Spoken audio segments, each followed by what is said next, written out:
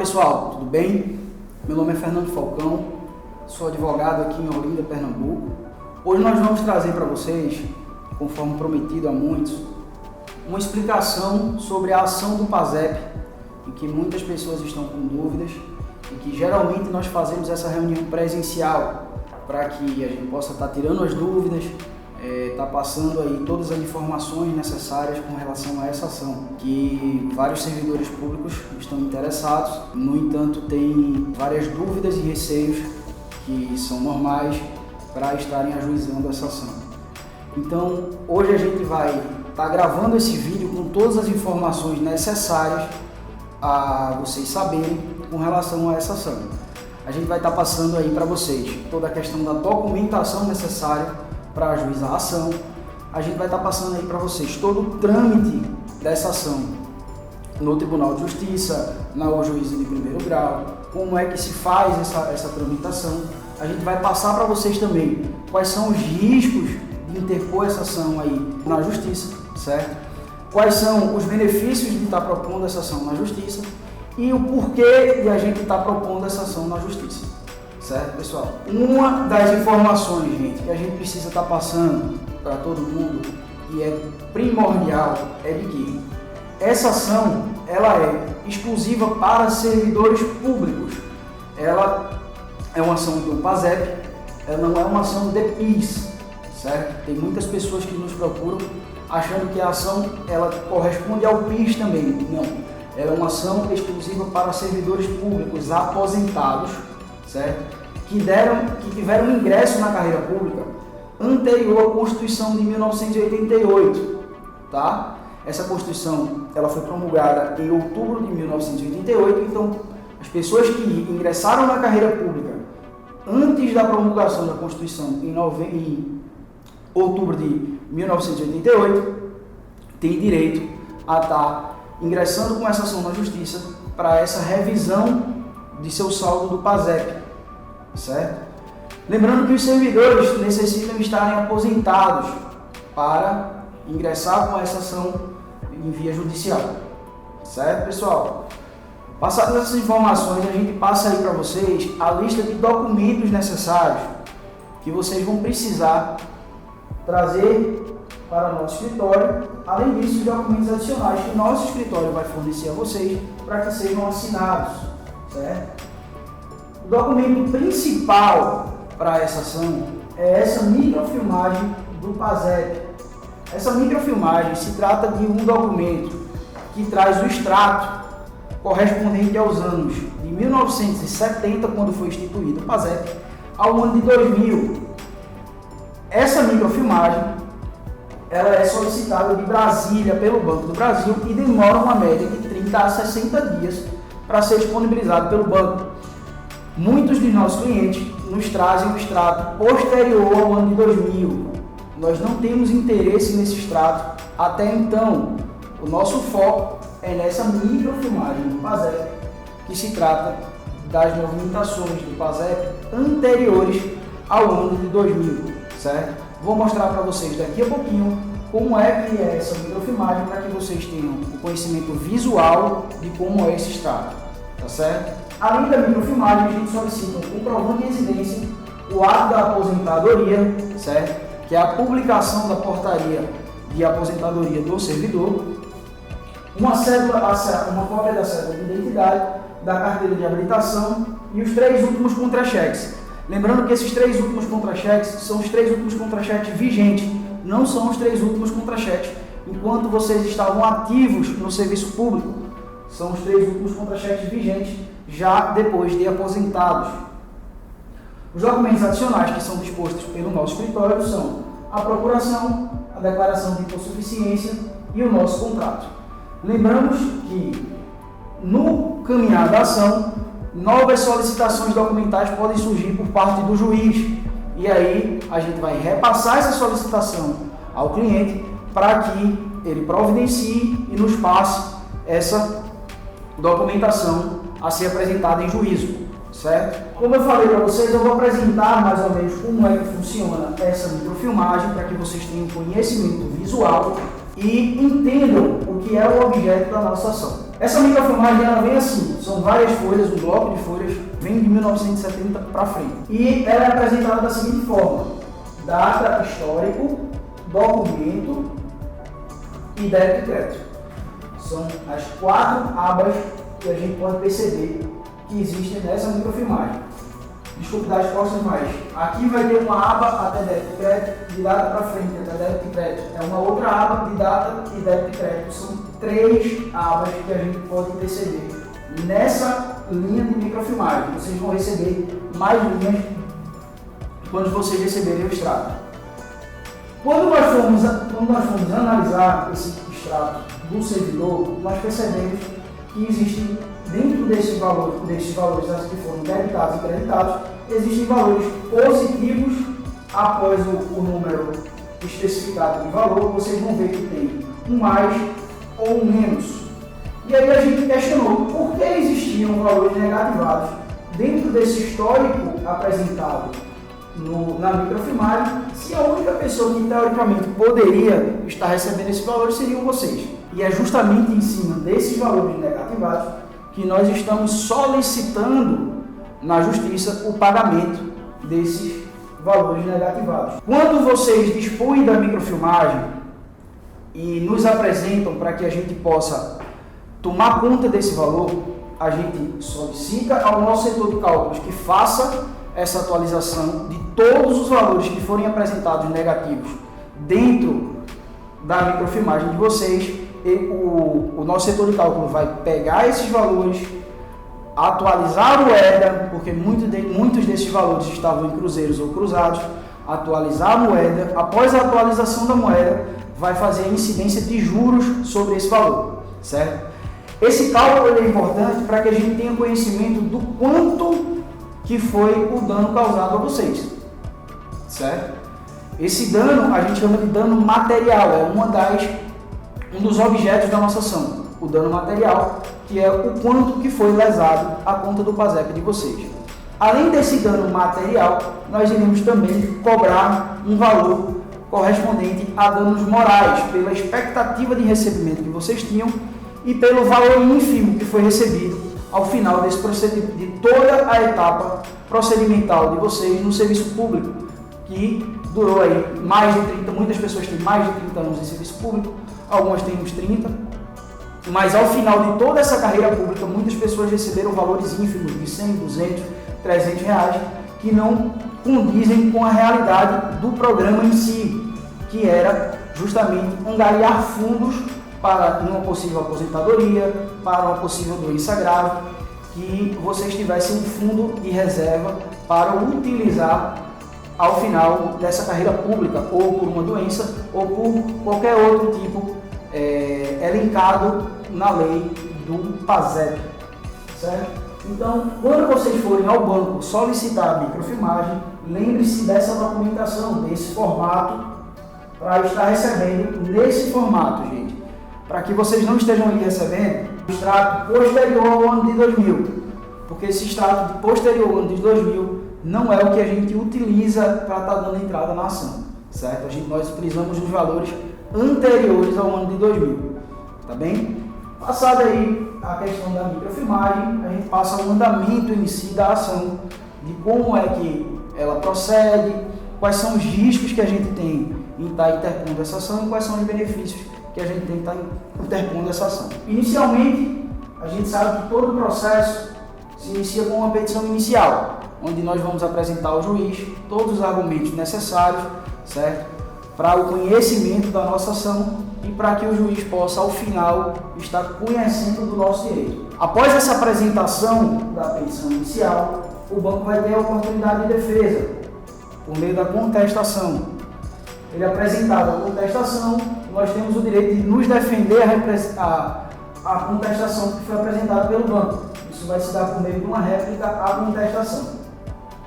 Após a réplica, instruído o processo com todas as provas documentais, o juiz da ação vai solicitar às partes se existe alguma nova prova a ser produzida, certo? Não havendo prova a ser produzida, nós teremos a sentença de primeiro grau.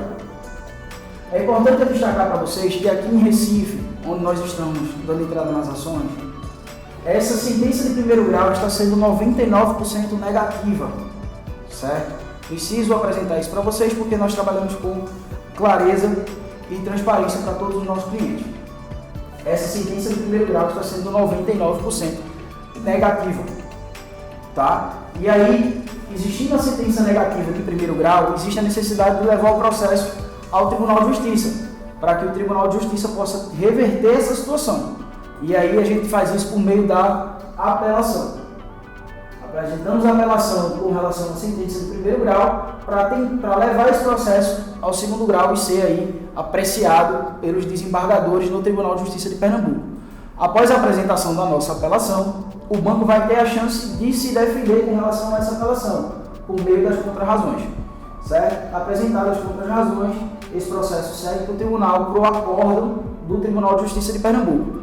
Via de regra, o Tribunal de Justiça de Pernambuco estava concedendo 100% de reversão com relação a essa sentença de primeiro grau. Nós estávamos tendo êxito no acordo do segundo grau. Estávamos porque, a posterior, eu vou informar a vocês de um acontecimento, de uma medida que foi tomada pelo banco ao STJ e que esse acordo está suspenso por enquanto. Volto a dizer que irei tratar sobre isso mais à frente um pouco, quando a gente for falar sobre os riscos da ação, certo? Esse acordo do segundo grau positivo, o banco vai entrar com um recurso especial, tentando levar esse procedimento ao STJ. Após ele entrar com um recurso especial, vai nos dar a oportunidade de estar entrando aí com as nossas contrarrazões, apresentando as nossas razões para que esse recurso especial não seja aceito. E assim está sendo feito pelo Tribunal de Justiça de Pernambuco. O recurso especial ele não está sendo conhecido para prosseguimento. Ele está travando aqui e por isso o Banco do Brasil está entrando com outro recurso chamado de agravo em recurso especial para levar esse processo ao STJ. Mesmo assim, esse agravo no STJ está sendo negado. Sendo negado o agravo no STJ, esse processo segue para cumprimento de sentença. Pessoal, esse aqui é o cenário atual até maio de 2021. Depois de maio de 2021, houve uma mudança que a gente vai tratar sobre ela daqui a pouco. Nesse momento, do nosso dever, está passando para vocês os riscos que podem estar vindo, sendo oriundos dessa ação. E um dos riscos é justamente a questão das custas iniciais. Tá? Como os valores correspondentes ao PASEP atualizado e coincidência de juros geralmente são valores altos, geralmente valores de 100 mil, 200 mil, 500 mil, essas custas iniciais que nós pagamos ao dar entrada na petição inicial tem um valor de 2% com relação a esse valor. Então, trata-se de um valor elevado que nós, ao passarmos para vocês toda aquela documentação, conforme eu havia prometido, nós vamos estar aí assinando uma declaração de hipossuficiência, que é o documento hábil a solicitar o benefício da justiça gratuita ao juiz. O que significa esse benefício da justiça gratuita? Significa que vocês, em sendo concedido, vocês irão ficar isentos de pagamento de custas iniciais, de custas recursais ou de honorários advocatícios caso venha a perder a ação para o Banco do Brasil. Essas custas iniciais, ela está diretamente ligada à petição inicial. Entrou com a petição inicial, tem que pagar custas de 2%. Entrou com recurso de apelação, tem que pagar as custas recursais, as custas também de 2% geralmente. Perdeu a ação, tem que pagar os honorários advocatícios ao Banco do Brasil, de 10% a 20% do valor da causa. Para que isso não venha a acontecer, nós solicitamos ao juiz o benefício da justiça gratuita, certo? Esse benefício da justiça gratuita vai informar o juiz que o pagamento dessas custas ou desses honorários vai impactar diretamente a renda familiar de vocês. E sendo assim, o juiz concedendo esse benefício da justiça gratuita, será isento o pagamento de custas, isento o pagamento de honorários e isento o pagamento de custas recursais. Lembro que os honorários que serão isentos aqui serão os honorários em caso de perda da ação, certo? Os honorários que, caso se perca a ação, teriam que ser pagos ao Banco do Brasil, certo? Mais uma vez, que eu sei que muita gente sempre tem dúvida com isso aqui, eu vou mais uma vez enfatizar. Ao darmos entrada no processo com a petição inicial, via de regra, tem-se que pagar as custas iniciais.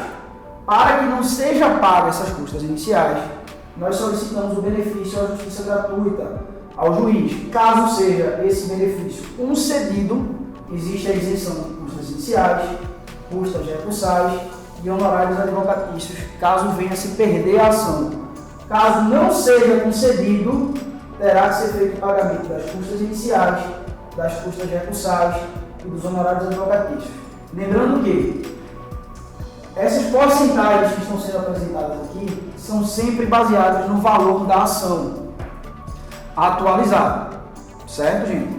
Como é que a gente vai saber do valor da nossa ação? A partir do momento em que nós entregarmos a microfilmagem ao nosso setor de cálculo, esse setor de cálculo fizer toda aquela atualização que nós já conversamos, nos trazer aquele valor do material que foi apresentado na tabela de atualização de cálculo, somar o valor do dano moral que a gente vai apresentar ao juízo, e aí a gente vai ter conhecimento do valor da causa. Então não tem como nós estarmos apresentando, antes da realização dos cálculos, um valor da causa para vocês, porque tudo vai depender dessa atualização que será feita pelo nosso setor de cálculo, certo? Conforme eu havia dito, em maio de 2021, o Banco do Brasil ajuizou um incidente de resolução de demanda repetitiva, que é o IRDR 71 de Tocantins. Esse procedimento chegou ao STJ com a solicitação de suspensão dos processos até que algumas questões fossem decididas pelo STJ.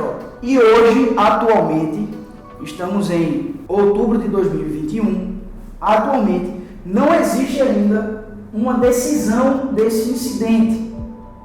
Não existe ainda uma decisão desse incidente com relação a essas questões que estão sendo solicitadas pelo Banco do Brasil. Isso faz com que esse processo seja suspenso de trâmite a partir da sentença. Ou seja, o processo vai ter a petição inicial, o processo pode ter a contestação, o processo pode ter a réplica, o processo pode ter o despacho saneador, ele só não vai ser sentenciado. Mas, doutor, se o processo está suspenso, o porquê de eu dar entrada no processo hoje? Inicialmente pela prescrição. A partir do momento que você toma ciência do dano que você sofreu pelo Banco do Brasil, você teoricamente tem 3 anos para estar dando entrada nessa ação. Se você já tomou ciência desse dano há um certo tempo atrás, inicialmente seria importante você já estar dando entrada nessa ação, mesmo com o incidente ainda pendente.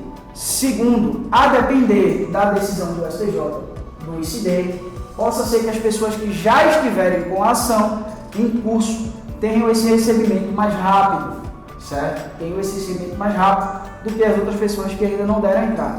Esse incidente de demanda repetitiva, ele trata sobre algumas questões que o Banco do Brasil está solicitando como prescrição, qual é o marco prescricional que deve ser utilizado, a questão da legitimidade do banco para estar pagando esse furo que existiu no PASEP. Então, o STJ está para definir essa questão. Estamos aguardando e confiantes de que o STJ vai manter a decisão do nosso tribunal aqui em Pernambuco, tá certo? Manter o mesmo raciocínio do nosso tribunal aqui em Pernambuco, de que esses valores têm que ser pagos aos servidores pelos desfalques que foram feitos nas contas de vocês. Voltando a essa questão dessa suspensão, nós tivemos essa suspensão a partir de maio de 2021, certo? Então, todos os processos que estavam em trâmite e que não tinham ainda transitado em julgado, estão suspensos em andamento a partir da sentença de primeiro grau. Tá certo, pessoal? Com relação ao nosso andamento processual, esse é o cenário atual com relação à ação do PASEP. Deixo o meu telefone, meu e-mail e meu WhatsApp à disposição de qualquer dúvida que vocês tiverem com relação a esse andamento, com relação à documentação necessária para poder a gente estar ajuizando a ação, ou qualquer outra dúvida que vocês possam ter com relação a isso aqui. Tá certo? Um abraço a todos e qualquer dúvida pode entrar em contato conosco.